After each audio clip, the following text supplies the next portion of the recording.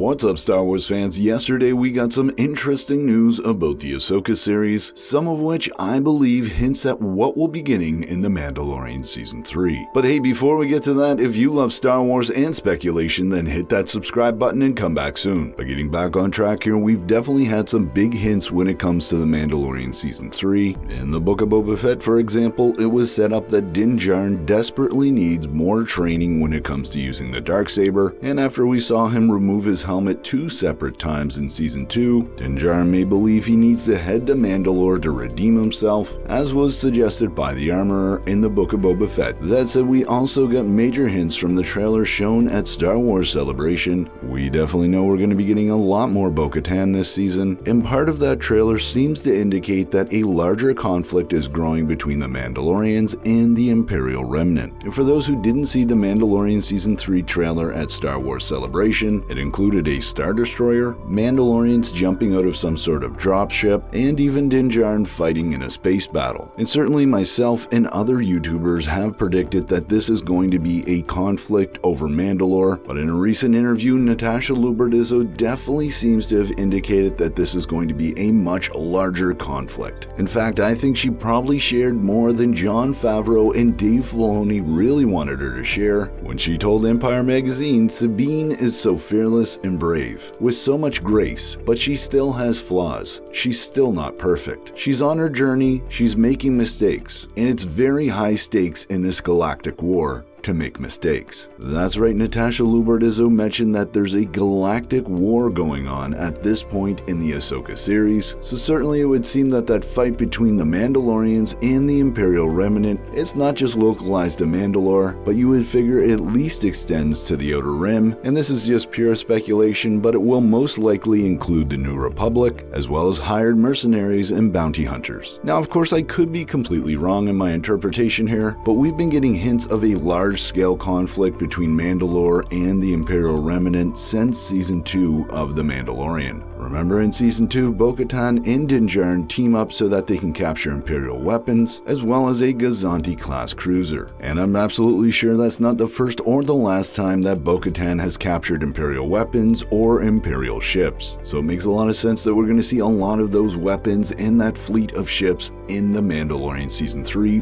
fighting the Imperial Remnant, and that while Din Djarin is on his personal journey to redeem himself, because of the fact that he has the Darksaber, at some point he's going to be drawn into this larger conflict, which is going to make for a very interesting place for the Ahsoka series to pick up from. I mean, Bo-Katan in Season 2 of The Mandalorian knew exactly where Ahsoka Tano was, so she's obviously been in contact, so there's a good chance we might see Ahsoka participating in a battle in The Mandalorian Season 3, and that at some point in the Ahsoka series, Ahsoka, Sabine, Hera, Syndulla, they're all going to be part of this galactic war versus the Imperial Remnant. But hey, Star Wars fans, that's my crazy speculation for today. As always, I'm Mike, and remember, the Force will be with you always.